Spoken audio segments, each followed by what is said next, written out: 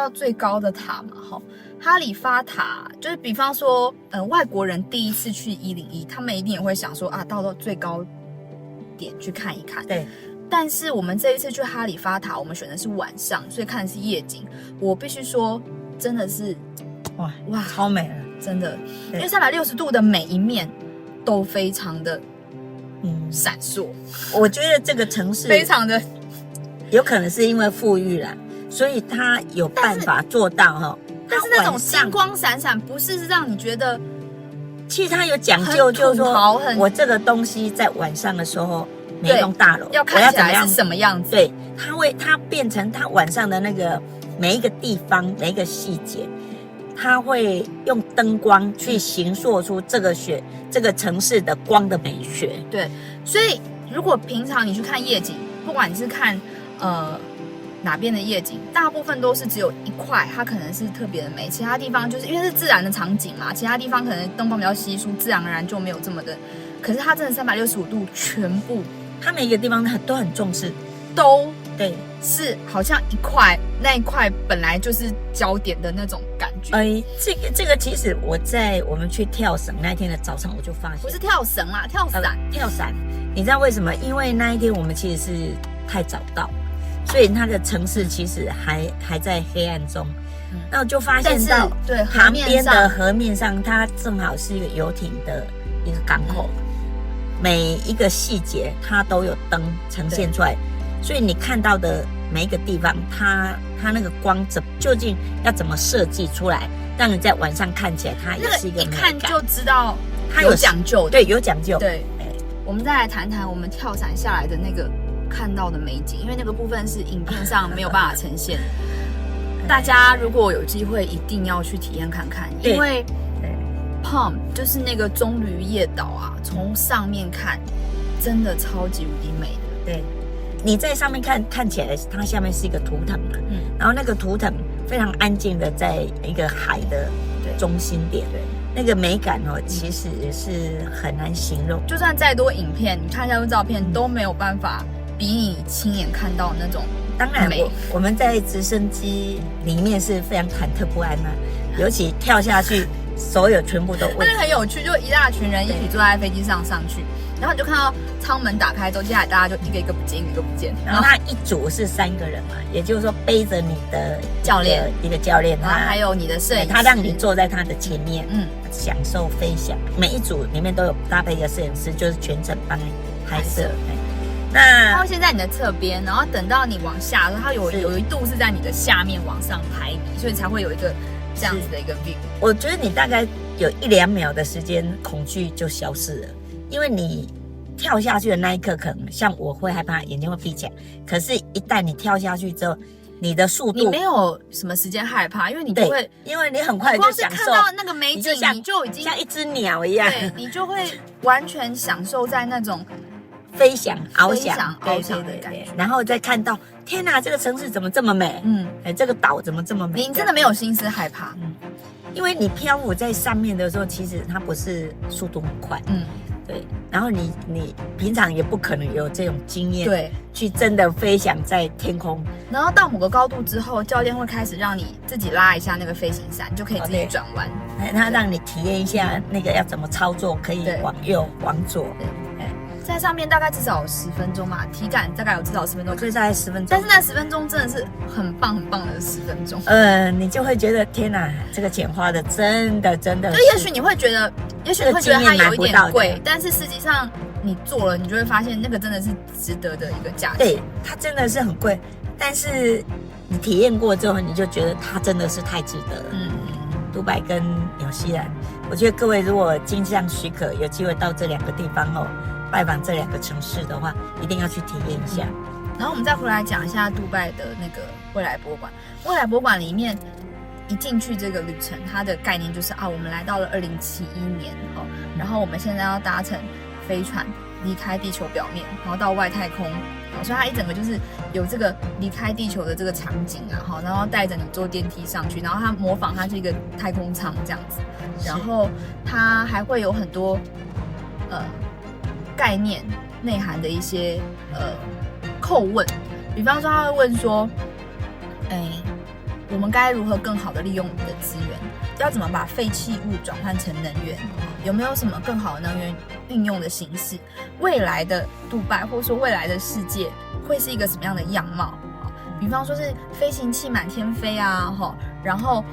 物种的存续，比方他们有一个地方真的太让人惊艳，它有保存了2400多种的物种的小标本。那它的概念其实就是它保留了这些物种的基因。那未来可能要在一个不是地球的家重新复制这个生态系的时候，它会产生什么样的影响？所以它会有 lab， 就是做实验，说今天我们有一个类似像沙漠或是珊瑚礁的生态系，那我们把这个物种放进去之后，它会有什么样的变化，在里面做实验等等的这些很多跟未来有关的一些概念的呈现。我想它的概念大概这样，就是说，如果我们人类到了未来，那它所假设是2071嘛，这个时候其实世界能源可能资源大部分都耗绝，所以我们人类在这之前要有一个复制的能力。另外你要到其他的星球去居住，那你要如何在那个星球那么本来是不适合人类生存的时候，去创造另外一个适合人类可以生存的样态。对，我看了这个马拉刚刚讲的这个之后，我真的觉得太有趣了，所以我还翻译给他听，就是他有一个模型，就是我们如果到月球上，它的比拟是月球。如果我们到月球上，我们要怎么样重新盖自己的窝？我们一般的想象就是我们把材料带过去那边盖嘛，但其实并不是。他们的做法就是太空舱掉下来之后，接下来会有地形的探测器，然后用3D 列印的方式，利用当地的资源，比方说土堆或者什么，先盖出一个壳，然后那个壳就会提供地球上你所能有的一些保护。比方说在月球上我们没有大气，对，然后温度也不对，那怎么办？那我们最好的方式就是住在地底下，受到地底的保护。可是因为我们很难挖洞嘛，所以他的做法就是他到月球上之后，他利用3D 列印的方式，用当地的土堆先往上盖出一个壳，然后让你可以住在那个壳里面。那是他的一种想象。当然以后实行起来能不能这么做不知道，可是他们就是会很多揣想，看能用什么方式去解决发想，对，一些发想去解决居住的问题或什么的。整体而言，这一次的杜拜之行有什么感觉？我觉得它的难得是难得在说你如何利用金钱上的优势，然后去打造一个你一直想要超越，金钱可以打造出另外一种层次。所以我们其实在我们的第一集里面讲说，拜访有内涵的流金杜拜，它的确让你看到它的奢华繁荣，可是我觉得你光是用这个来形容杜拜，我个人会感觉比较不贴切了。真的，我觉得他是想要形塑一个他们文化的内涵，然后那个内涵就是一直在突破，然后达到很多东西的顶级。我们也是去了杜拜之后才开始阅读很多相关的文章，我会把链接放在那个说明栏里面。很不可思议，原本我们真的以为他就是靠石油致富才有了今天，但其实不是，其实觉得其实不只是这样子，对，因为他们一开始还没有挖到石油之前，他们就已经想办法要在杜拜这个地方立足。一开始先把杜拜打造成一个世界转机很重要的一个地点，发展他们的航空业，然后接下来是旅游业，因为他要让人进来，对，然后甚至要发展观光的时候，还被讥笑说，就只有沙漠跟石油是能观光什么？可是他们的领导人就说，要吸引人来，不需要这边一定要有什么，我们只要成为什么，只要直接成为人家想来的这个焦点就可以了。就是重点并不是我们有什么，而是我们把自己变成什么。所以他们才会去盖类似像帆船酒店这类很指标性的地标，或者是他们最高的哈利法塔，或者是他们的未来博物馆等等，他们直接去制造你想来的原因，而不是利用本来有什么。对，这个是非常，我觉得非常冒险又具有前瞻性的一种做法。简单讲他们没有，他们就创造。对，用他们的财富直接去造出来。他在打造这个地区的时候，